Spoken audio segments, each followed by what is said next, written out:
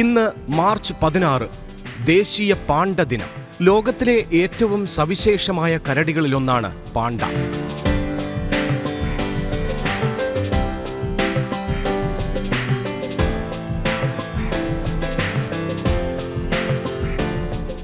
ലോകത്തിൽ ഏറ്റവും വംശനാശ ഭീഷണി നേരിടുന്നതും ആദരിക്കപ്പെടുന്നതുമായ മൃഗങ്ങളിലൊന്നാണ് പാണ്ടകൾ.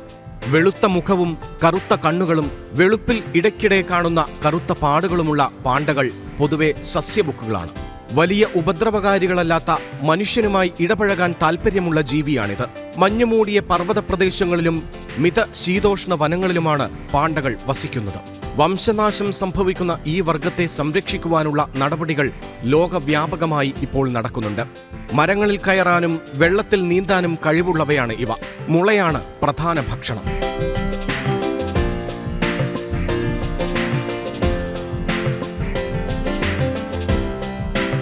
കാലാവസ്ഥാ വ്യതിയാനം, മനുഷ്യരുടെ ഇടപെടൽ എന്നിവ കാരണം പാണ്ടകൾ വലിയ വംശനാശ ഭീഷണി നേരിടുന്നുണ്ട്.